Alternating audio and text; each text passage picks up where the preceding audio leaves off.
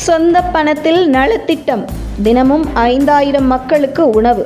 வாழும் காமராஜராக உருவெடுத்த Jose Charles Martin புதுச்சேரியில் உள்ள காமராஜர் தொகுதியில் வெற்றி பெற்று மிக குறுகிய காலத்திலேயே வாழும் காமராஜர் என்கிற நற்பெயரை பெற்றிருக்கிறார் அந்த தொகுதி எம்எல்ஏ ஜோஸ் சார்லஸ் மார்ட்டின்.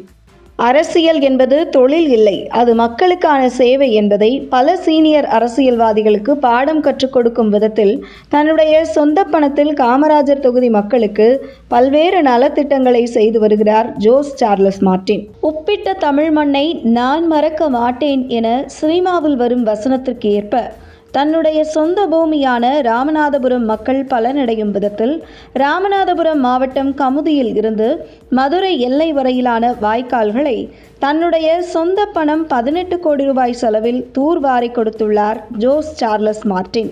மேலும் தற்பொழுது அவர் எம்எல்ஏவாக இருந்தாலும் கூட அரசு நிதியை எதிர்பார்க்காமல் தனக்கு வாக்களித்த மக்களுக்கு மட்டுமல்லாமல் அனைத்து மக்களும் பயனடையும் வகையில் காமராஜர் தொகுதியில் தினசரி சுமார் 5000 மக்களுக்கு சைவ மற்றும் அசைவ சாப்பாடுகளை அன்னதானமாக வழங்கி வருகிறார் காமராஜர் தொகுதி சட்டமன்ற உறுப்பினரும் லட்சிய ஜனநாயக கட்சி தலைவருமான ஜோஸ் சார்லஸ் மார்ட்டின்.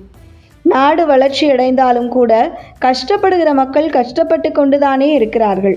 அவர்கள் கஷ்டம் போக்கதான் அரசியலுக்கு வந்துள்ளதாக தெரிவிக்கும் ஜோஸ் சார்லஸ் மார்ட்டின், வெளிநாடுகளுக்கு அவர் பயணம் மேற்கொள்ளும் போது அங்கே இருக்கும் மக்கள் பொருளாதார ரீதியாக அனைத்து தரப்பு மக்களுக்கும் உயர்ந்து இருக்கும் நிலையில் தமிழகம் புதுச்சேரியில் மட்டும் ஏன் இந்த பொருளாதாரத்தில் மக்களுக்கு இந்த ஏற்றத்தாழ்வு என்கிற கோபம் ஜோஸ் சார்லஸ் மார்ட்டின் பேச்சுக்களில் பார்க்க முடிகிறது.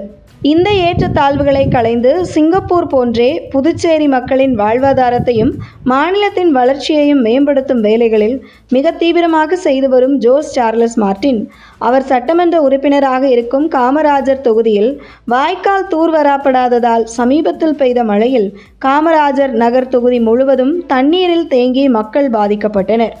மக்கள் அரசு அதிகாரிகளிடம் முறையிட்ட போது கடந்த முறை மழைக்காலத்தில் வேலை செய்ததற்கே பணம் கொடுக்கவில்லை, அதனால் எங்களால் செய்ய முடியாது என அரசு அதிகாரிகளை கைவிரித்துவிட்டனர்.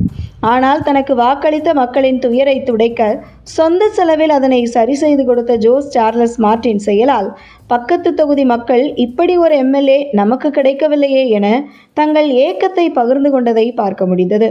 குறிப்பாக குஜராத் முதல்வராக மோடி இருந்தபோது எப்படி இந்தியா முழுவதும் குஜராத் வளர்ச்சியடைந்து பேசப்பட்டதோ அதே போன்று காமராஜர் தொகுதி எம்எல்ஏவாக ஜோஸ் சார்லஸ் மார்ட்டின் செயல்பாடுகள் பாண்டிச்சேரி மட்டுமின்றி தமிழக மக்கள் மத்தியிலும் பெரும் பேசுபொருளாக மாறி வரும் நிலையில் அடுத்த தேர்தலில் தமிழகத்தில் தன்னுடைய லட்சிய ஜனதா கட்சியை களமிறக்க இருக்கிறார் ஜோஸ் சார்லஸ் மார்ட்டின் என தகவல் வெளியாகியுள்ளது.